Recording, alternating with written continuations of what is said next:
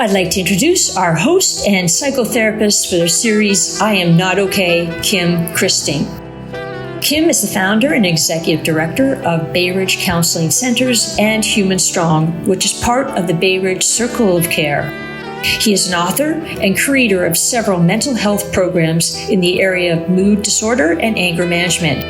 For several years, Kim hosted a call-in national talk show called Nightlight and has appeared on numerous national talk shows speaking to the issues of mental health and relationships. Over his 40-year career, Kim has intimately worked with thousands of individuals, couples, and families to help navigate the challenges of mental, emotional, and relational health. Please welcome Kim Christing.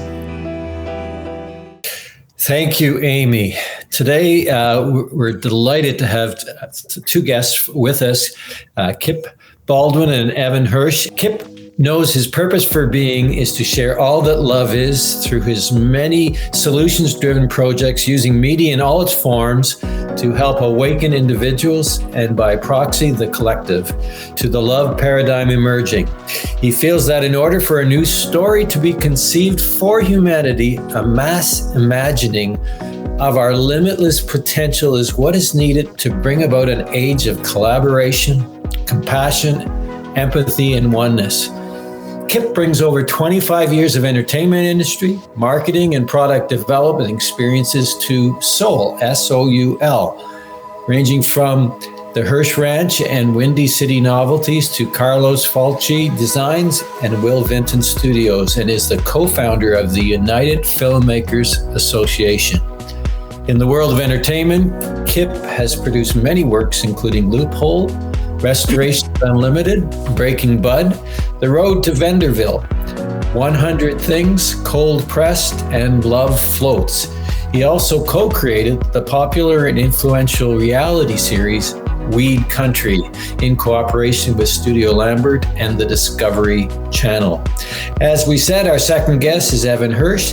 After a successful career serving people in hospitality management and later in entertainment as a professional mobile DJ, MC, and game show host, Evan's impulse was to devote his life towards making a more substantial contribution to improving our world, and became so pervasive that he could not ignore it, and he sought out a wider reach for his inspiration and ideas.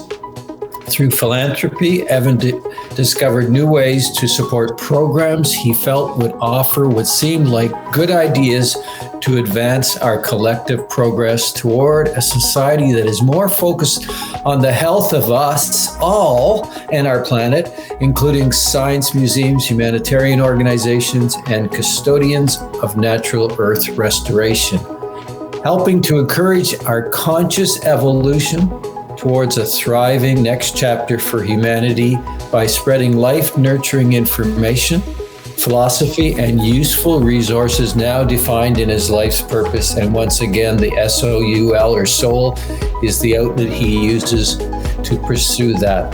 Evan believes that we can choose to write a very different next chapter for ourselves individually and collectively, and that we can choose to make it a love story that supports the thriving of us all. Well, thank you, guys, for being here today. I am really excited for you to jump into a conversation that we're going to talk about, diving into the vulnerability of men and the power of comfort, and how to seek what we need in sometimes what we would call a very confusing time in history. And so I want to welcome you. I guess I want to throw out in our conversation right off the bat, guys, can we just ask a real kind of general question, and that is, do you think men and women have different emotional relational needs, or are we pretty much the same? I personally think that we all have the same needs. I think we've been programmed to perceive things quite differently, but I think fundamentally our need for love and support and nurture, really comfort really comes down to support. And I think we all have the same basic need for support. Now that may feel need to be expressed differently, whether you're a man or a woman, But I think, and again, I think a lot of that's the program. And I think fundamentally we all have the same need for comfort and support. I think, to me, first of all, there's a scientific basis for most things, and there are hormonal issues that are different, and that's why the whole gender, black and white, so to speak, is a challenge. Because there are the parts, and there are the attitudes, and there are the outward visibility, and those are all, enmeshed. But I think I would put it this way as far as the differing needs between, genders identified as male, female. Think of it like different languages. And if I walk up to you and I start speaking to you, trying to give you comfort in a language you don't understand at all, it might not carry nearly as much value to you as if I express it in a language you can totally comprehend. And so I think that whereas that whole men are from Mars, women are from Venus thing that we had a couple decades ago, there's total validity in that because there are different mindsets. Some of them are programmed, they're imposed by culture. Some of them may be hormonal coming from within that are giving different urges and different priorities, different values, and different challenges, therefore seeking different forms of comfort and different. I like what you said in terms of the language and the culture, and also what Kip mentioned, Evan, in terms of how it gets delivered. Our needs are the same, but it's delivered in our cultures very differently, isn't it? And what might be of comfort in one culture or in one family might be very different than another, and so I like that. Now, I was thinking that men really are unconscious. They're very conscious of their need for sex from another individual or their sexuality, but often men struggle with understanding that they are humans and they have other emotional needs that only other humans can meet, and so. What about this aspect? Do you think men are less conscious of our need for one another? I want to touch on something else, though, first. And that's, I think by making everything a binary choice now, especially in this world where there's so many variations of gender now that's being accepted and looked at, I think that oversimplifies how we're communicating about this. I also think when you touched on men's need for sex, that's always existed, obviously, our need to procreate. But I also think we need to look at the time we're in. And one of the fundamental signs that always points to the end of every empire, and there's a great documentary called The Four Horsemen that really goes into great detail on this, is the hypersexualization of a culture. Right. So we are so hypersexualized now. For myself, I think that's a really tough question just to say it breaks down on, men's need for sex or whatever. And as far as our need for one another, I think that, again, foundationally, who we really are, I think we all share the same need. But I think how we've been programmed to, no, I'm the rugged individual in this society. And I think that's infected women as well as men, is that we've really been programmed in this society that it's all about me. And really, I shouldn't ask for support because that's a sign of weakness. So, Kip and Evan, I'm wondering about men specifically, because generally the John Wayne independent kind of gentleman that loves to operate on its own. Do you think that there's this difficulty for men to seek help and assistance and comfort from other humans as they are kind of culturized, at least historically, to be this rugged independent type? For me, some of the most brilliant people whom I follow are the ones who show us how the human brain works, how 5% of our thought is conscious thought and 95 is subconscious thought. And then we're driven by subconsciously processing motivations for all of our responses, all of our approaches to life. And those get baked in. The Jesuits are famous for saying, give me the boy until he's 7 and I'll give you the man. And it's just that stuff gets embedded. Bruce Lipton talks about this a lot. Jacques Fresco talked about it a lot. Social conditioning, programming of the mind. And so, yes, in many cultures. Now, I always have to remember I speak from an American perspective from a 50-year-old who grew up through the 70s, 80s, et cetera. So it's difficult to speak for everyone's perspective, but in many cultures, I know there is a sense of machismo, of self-reliance that is imposed upon our subconscious minds, a self-reliance. And then there's the bringing home the bacon aspect of just general couples in general. Women carry babies, men chop wood kind of thinking that is imposed. I'm not saying there's validity to any of these things personally. I'm not taking a position on them, but observing that these occur a lot. And part of that program is, I don't need help. Men don't ask for directions. Real men don't eat quiche. All of these stupid little things that maybe have value in some cases, likely don't in many cases, but they keep us locked in channels where we're stuck. And that's our whole point about reprogramming, turning the page to a new chapter and writing. And then the next day, the humans woke up and ... so that something becomes so vastly different, our world is unrecognizable. One thing we know that's constant is change, and yet we're all so afraid of change. We want comfort in the familiar, and we need the biggest change of all. And as Barbara Marx Hubbard used to say, our crisis is a birth.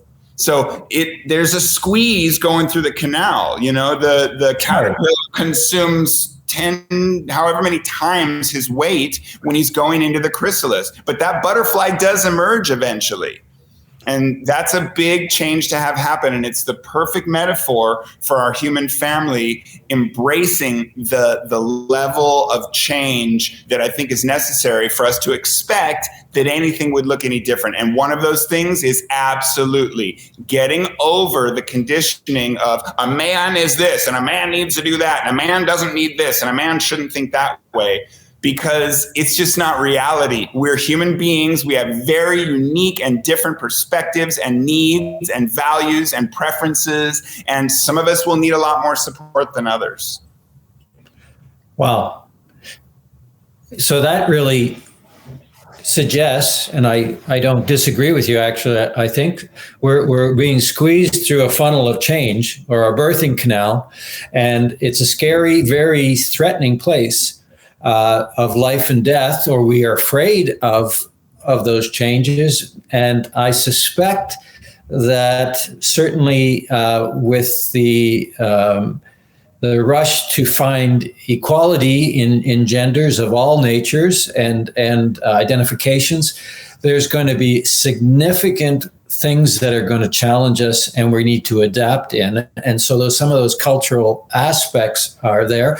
And would you think that part of that, so we have the slow brain and the fast brain going through this birth canal is going to get really scared and is going to lash out. And so in our maladaptive ways of functioning, are we sometimes going to see a lot more anger and reaction from? Here's the thing. If we're programmed to believe and to think along a track of, I don't need help, I don't have those problems, I don't have time for that, then everything we do is going to support justifying that which our ego believes is tied to our identity. So absolutely there will be resistance. Of course, there's going to be downright resentment that you have the audacity to tell me what I need to do. But what you need to do is take a deep breath and relax and open yourself and trust and believe that help is on the way. Because if you're not ready to receive it and open to receiving it, how can you possibly receive it? You're going to resist it. You're going to shut down,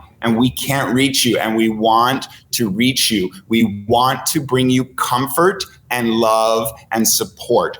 All of you, every single human in our family. And that's all we're saying. And that's why for us, the Comfort You movement is the most important, vital, valuable, valid thing we can do, because it's how we reach you. We are you. We're with you. We're one of you. We support you. You may not believe you want comfort. You may not think you need comfort. You may think you got this. But I think the more we acknowledge that we don't got this, the more we open ourselves to be receptive to the support that we and so many are offering. A lot of our suffering, in fact, most of our suffering comes from our resistance to what is. What is that we're going through a change right now, a transformation. The more we resist that, the more we're going to suffer. by bringing comfort and bringing that support to people, hopefully we can help people move from that fear, that ego that is saying, I don't want to let go of what is. I don't want to move into this new thing. I don't want to become the butterfly, to feel supported enough to move into acceptance and allow their suffering to end, because almost all of our suffering comes from our resistance to what is. Well, and one of the challenges I think we all have, but certainly men, is that when we realize that we are in need of support or comfort, or we sometimes internalize that as we're not okay and we're not enough and we're not a man, a real man. And so that defense is very quickly coming there. And so the challenge comes to, as you have said, is it okay to say I'm not okay, or that I need comfort, or I need other men or other people to do what we're doing, and saying, well, can we talk? Can we talk about this? Can I tell you what? This way, you ask, is it okay? You ask, is it okay? I mean, denial is a powerful drug. Yeah. Okay. So if the denial kicks in and it's there protecting us and shielding us from the pain by shielding us from the reality, which is what Kip is talking about, acknowledge some realities that are right here all around us, and we're in them. We're ensconced in these realities that we're denying, and just kind of, if I can't see it, maybe it won't see me, which is ridiculous. A baby believes that to be true, but we soon grow to a stage where we know peekaboo isn't a thing. He just went under the cover, right? So denial feels like it works, but it's a false sense of security because we're just ignoring realities. And as Kip just said, if we're not open to it, it's not available to us. So the more we can work through our denial and acknowledge our needs, that's what this is all about. It's about needs not being met. Fear comes when needs aren't met. When everything's great and we're fine and we feel good and everyone agrees with us, no problem, right? Denial works really well in the short term. It makes you feel like, okay, I've got this. Hey, look at that thing I was worried about, that thing I was concerned about, that thing I didn't want to deal with. I've denied it's happening and it's not around me right now. But eventually, if it's a big enough thing, if it's an important enough thing, it will come around and you are going to have to face this.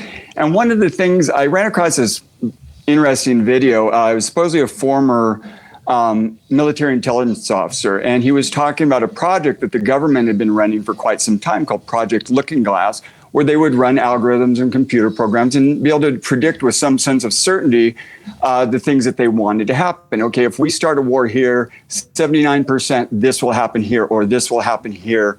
If we do this, 80%.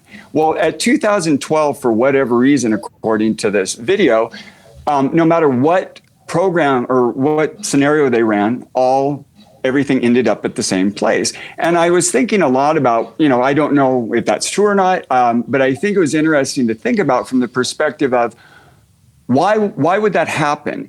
Well, as I started thinking about it more, it's like if you're trying to make these short-term predictions, okay, your system probably works great. But when you get to where we're at now, where it's a much larger long-term change that's going to place, that we're all on a certain trajectory that we cannot stop. No, that's why all of those predictabilities have broken down at this point, because we are on a pathway and a trajectory that we have no control over. And the fact is we never did. I agree with that. Absolutely. And so there's a huge aspect of movement, and probably that's some of the aspects or the key impetus for your movement is that unless we are able to calm the fears and the reactions, we are in trouble.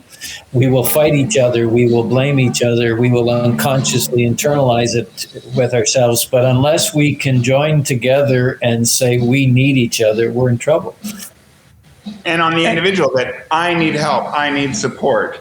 I don't got this. You got this. No one's got this. We're all confused. We're all frustrated. We're all challenged. What I notice the most, and what strikes me as so beautiful, is the problem that most people have is they want to help, they want to contribute, they want to participate in being the change and helping bring about better times for us all, but they don't know what to do. They've thrown up their hands. Talk about decision paralysis. I mean, cleaning up litter at the beach only goes so far to stopping climate change and helping refugees and battered women and on, all the problems we know exist in the world that don't seem to have solutions, at least not readily coming down the pike. And so I think the comfort for that, just the acknowledgement, I know you want to help. I know you wish you could do more to help.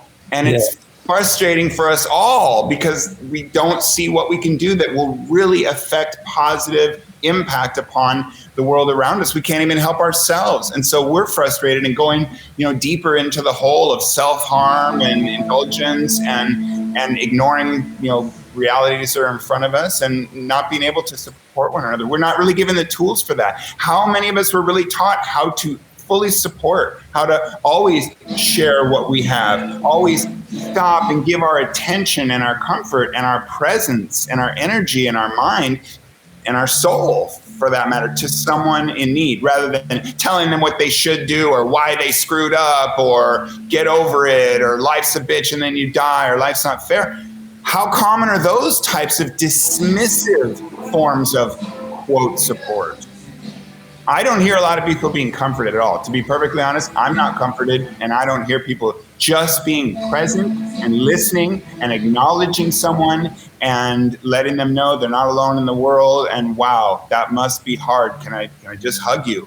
Will that suffice for the moment? And you know what? You'd be amazed at how much it does offer in form of comfort when you're not trying to correct them or blame them or assess it, blame or judge it or give them the quick fix solution, So to touch on, just to follow up on what Evan's saying there, that the need to feel comforted has never been greater than right now, because I think what's allowed us to carry on this illusion of the rugged individual that we can do everything on ourselves is that we've had all of these external support systems that we believed in the medical community or the corporate community or the pharmaceutical, wherever you're getting your support from to mask the fact that you really do need comfort.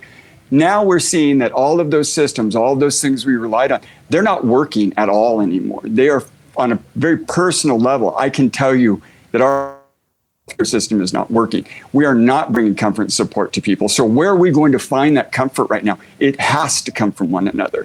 And people need to understand that all of these divisions, they only serve this existing story, as Evan said earlier, that we are all victims of this programming, not villains of, but the divisions serve to keep the system doing what it is. They need us warring. They need us fighting. It's profitable. But right now, that need, that longing to be comforted, we're not going to get it from anywhere else but the people around us and the people we might meet on a daily basis. And as Evan said, it's such an easy thing to do, to change that dismissive remark or that dismissive thing you're going to say to someone into something supportive or a gesture of support. And it's so rewarding that that's where you're going to feel the most fulfilled as well. We all need a sense of comfort, and there are some that would almost shame us to think that we don't need comfort. If I had $1 for every one of my clients that came that are repairing after an affair, and the offended party is seeking to say, why? I just don't understand why. Why did you do this? It doesn't make sense you would do this. It's illogical. And how many times there's unconscious needs of being comforted, of being acknowledged, of being seen, of needing to be listened to be acknowledged. And they weren't even aware of their need for comfort at some level. And so it is so critical, because if we shame our need for comfort from another human being, there is a sense in which we are disowning our own humanity, because we are so relational at our very core that we need each other. We are meant to be in community with each other. And so what I really would love to see happen more and more is this sense of acknowledgement that I'm not okay without you. Well, even that's the name of this show. I'm not okay. And you could certainly add that. I'm not okay without you. Well, who's the you? Well, it doesn't even matter so much as that there is someone there. And I think I thought of one other angle on this I just wanted to share, because you're talking about, trying to convince people to acknowledge that they need comfort. Okay. But let's look at one other angle. What if they don't even need to do that? Okay, you don't feel you need comfort? Great. Then you feel comforted. You feel supported. You feel okay. Then your mission is to learn what comfort is, what real comfort is, so that you can then offer comfort. If you're already good, then you need to pass it on to the next person for us to get anywhere. And if people aren't doing that, we know we're not growing in terms of our unification. And if we step back to infinity, but if we step back to a universal, even a planetary level, the idea, another way to look at comfort is connection. These connections are innate. I think part of the fundamental insanity of modern human civilization is this belief that we're separate. Tell me what aspect of our story informs us that. Our spirituality doesn't. Our sciences don't, whether it's biological or physics. It tells us everything is innately connected, yet we have somehow convinced ourselves that we're not. And I think part of the comfort movement is helping people understand that longing for comfort is a longing for a connection that can't be broken. And you just have to open yourself up to it. That emptiness you feel is because there's a connection there that you're denying and resisting. That is what you are. So, like you said, when you help somebody else, you help yourself. And when you hurt someone else, you hurt someone else, because there's no difference. We're all one. When you operate on that belief that there's a distinction between humans and the animals, everything else out there, it serves the ego and it makes you feel superior and it makes you feel like the king of the jungle, but it also makes you feel disconnected. There's a huge cost to that. And why are we serving an ego anyway? What's the value? What's the true value there? So when we open our heart that way, we are able to acknowledge we're part of it all. We're a member of one human family. We're a member of the whole animal kingdom, and it's related to the fungi and the plants and the seaweed all as well. Anyway, we put this beautiful chart. Evogenio.com has a chart of the family tree of life. So it's all life on Earth as one family tree that you and I technically evolved from single-celled organisms. So there's a beautiful 3-part PBS program that was made and narrated by Neil Shubin, who's a fish paleontologist. It's wonderful. It's called Your Inner Fish. And it's got 3 segments to it: your inner fish, your inner reptile, and your inner monkey. And it shows the traits that are left over from our past as those creatures and our lineage. It's all there to try and separate ourselves. Oh yeah, but evolution ended now. It's humans. We're done.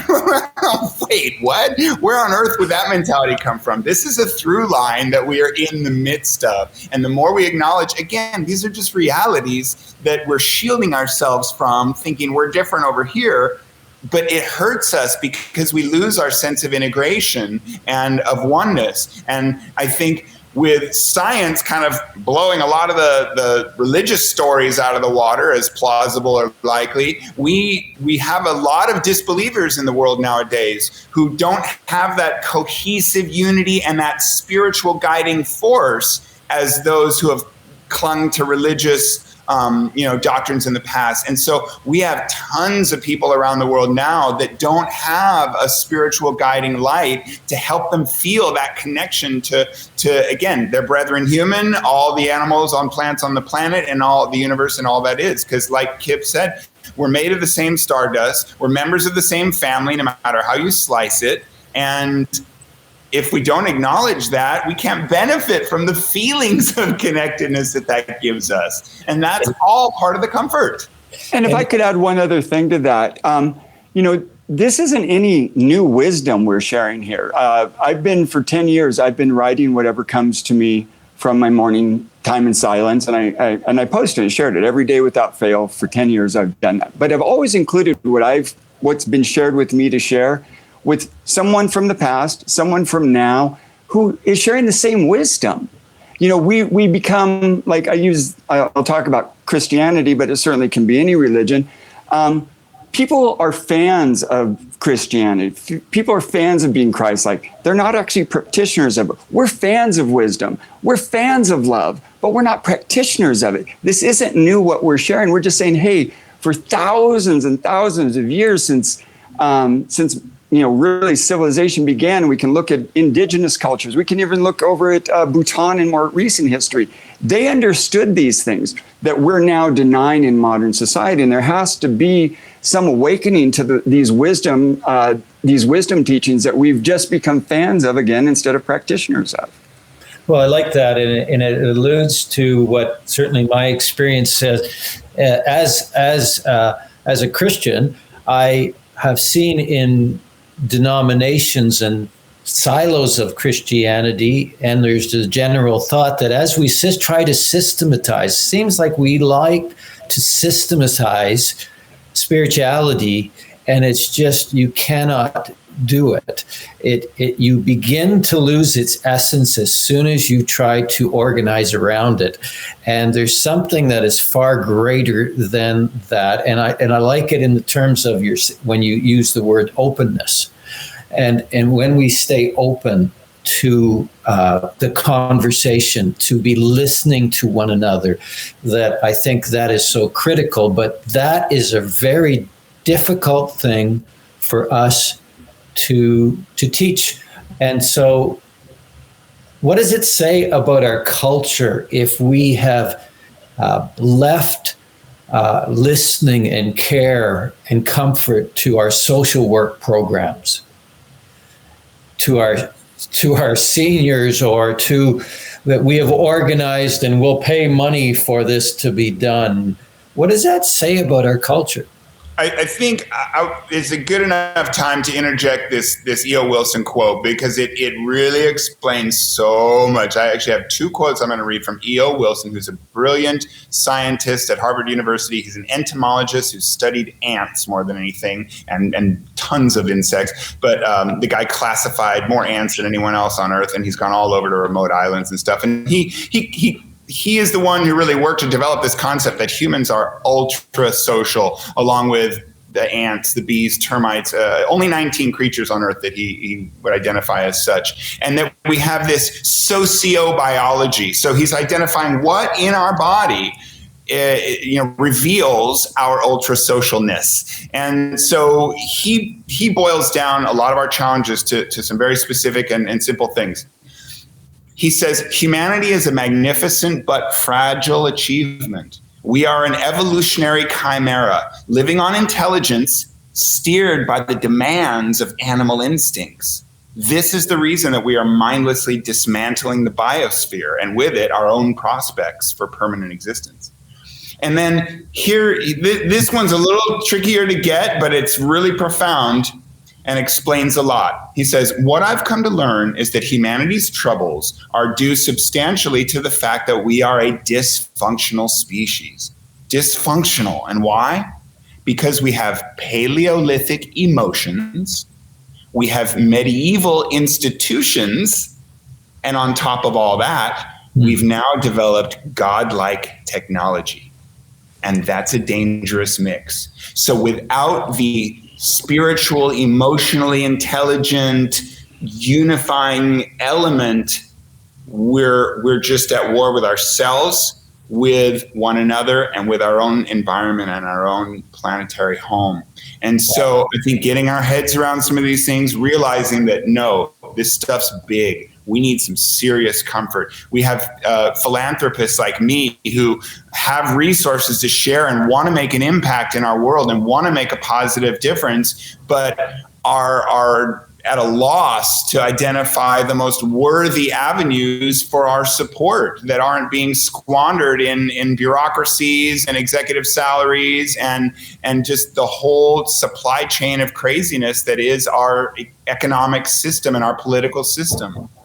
And to add, what Evan mentioned about technology and it being godlike beyond really our capacity to understand or control, it's surpassed us.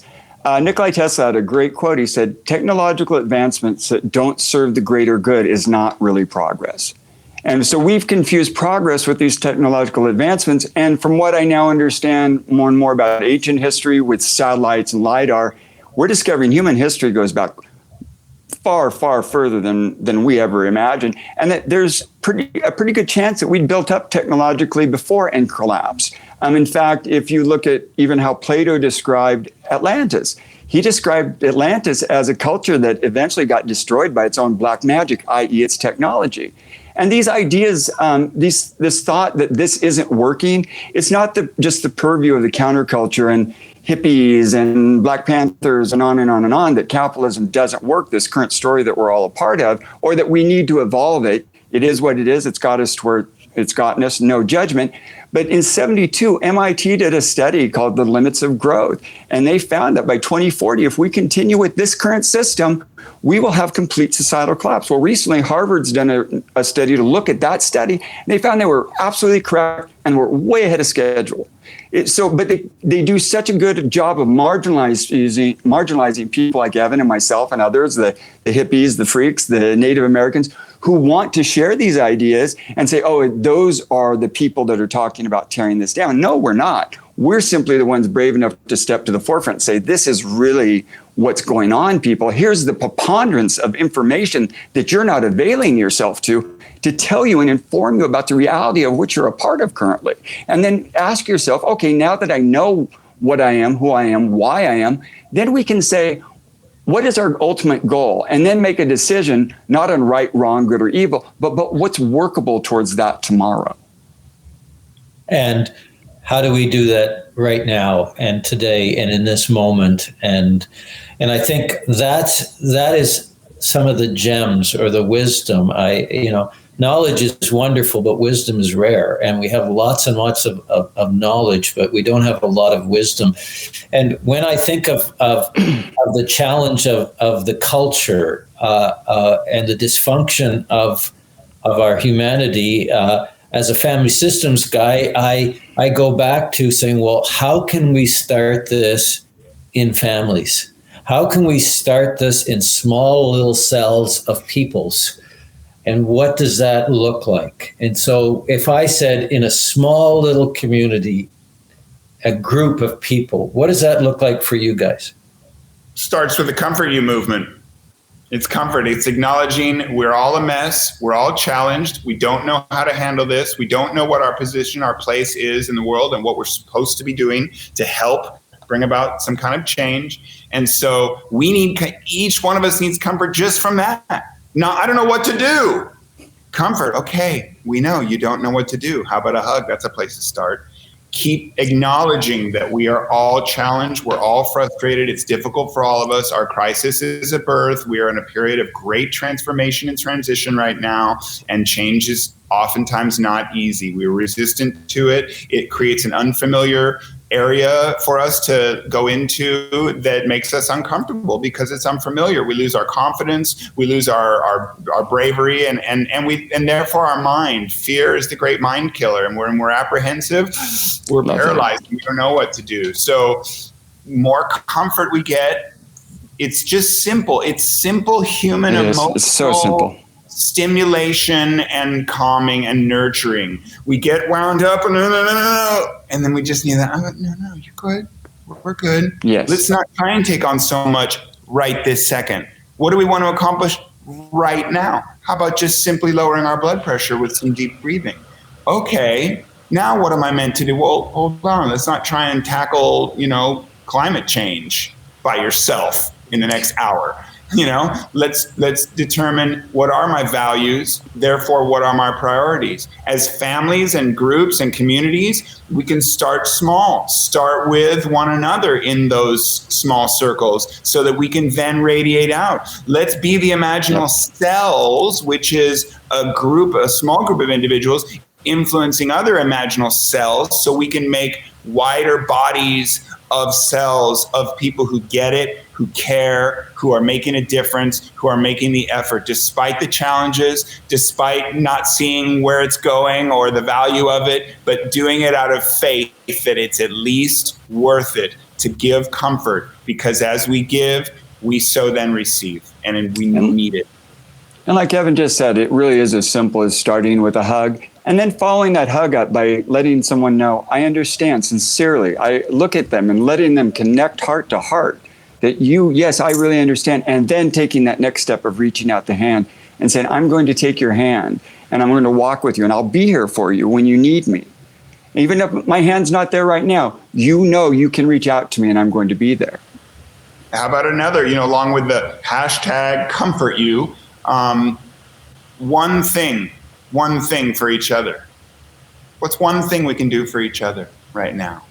In any given moment, we can look for that one thing. So we can feel that little lift of having been supported, feeling like someone cares, someone sees that I have challenges and gets that hurts and is hard. No matter how privileged, I am among some of the most privileged people on earth for so many reasons. I'm male, white, born in California in the 1970s to liberal parents who were open, and I had, the world was my oyster. And yet I need comfort. I have challenges. It's not all good for me either. So, Black people need our help and comfort and support. White people need our comfort, help, and support. Those who are living in challenged economic situations absolutely need our support. And those who are not economically challenged at all, guess what? They need our support and comfort as well. It's, if you're confused about your gender, yes, you need our support. If you know damn well what you are, you probably need some serious support too. And that's the bottom line. Especially those who think they don't probably do. And that's what I was saying earlier. You want to figure out why you're so crazy? Well, go study it. Well, now you become a professional in it. Next thing you know, you're helping others, right? So it's that same, those people who are often saying, they're angry and they're rebels and they're marching in the street and they're saying, we just need love. We just need love. This is my sign up above. Just need love. They're crying out because they need love. Kip and I are here starting a Comfort You movement. Well, we need some comfort, and do we have it made in a sense in many ways? Sure, absolutely we do. And I think that's a great place to be, to show that we all need some comfort, and probably most of all those who don't think they do or try to say they don't. Well, and just to add on to what Evan's saying here, it's not all sunshine and roses. And as I think I shared with you during our first talk, I was literally the day Evan and I were supposed to first meet and start this. I was in a severe car accident, suffered a head injury that they're still trying to figure out. It's been pain every single day. But it's been pain that I haven't allowed to turn into suffering, and it hasn't turned into suffering because I've continued to find the blessing in it, the blessing of greater and greater empathy. For instance, I went in a dispensary in San Francisco to get some medicine, and I walked out, and here's this young man on the street, wasn't on drugs or anything. I started talking to him, and it turns out he had a brain injury too. He had no support. He had no idea what to do. I gave him some medicine, and I've told Evan many times throughout this that I know there are so many people out there suffering in this with what I'm dealing with who don't have the love and support. So find the blessing of everything around me. Find the blessing of remaining in the now and only taking on what I can now, and finding the tremendous healing in trying to help others rather than just myself. Well, I like that. And when we think about the actual consequence of comfort, we end up securing an individual in themselves, and the sense of that if we can ever give someone the wonder and the possibility and the beauty of ourselves secure, in even if it's just for moments, what a gift we give. We give them the sense of comfort that we see you and you are okay, even in the midst of chaos. And I see the beauty that you are, that you have and you give, and you are presenting to all of us in this sense.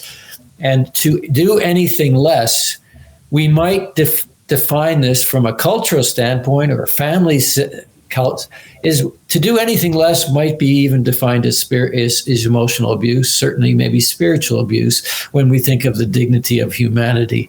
And I think, it is really critical. The challenge we have is that in our world, certainly in the internet or in the media, is negative, bad news sells.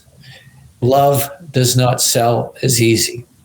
And so I so appreciate you guys in what you have brought to the table here, Evan and Kip. And I want to encourage that part of our goal is to bring the unconscious conscious and become more aware of who we are, not only for our own benefit, but mainly so that we can comfort others and also acknowledge their humanity and value it in a very real way. Guys, I want to say thank you for taking the time. I love this conversation. I could do this over and over again, and you have stretched me today, and I want to say thank you for giving your vulnerability is a great gift. I appreciate that an awful lot, and I feel comforted today.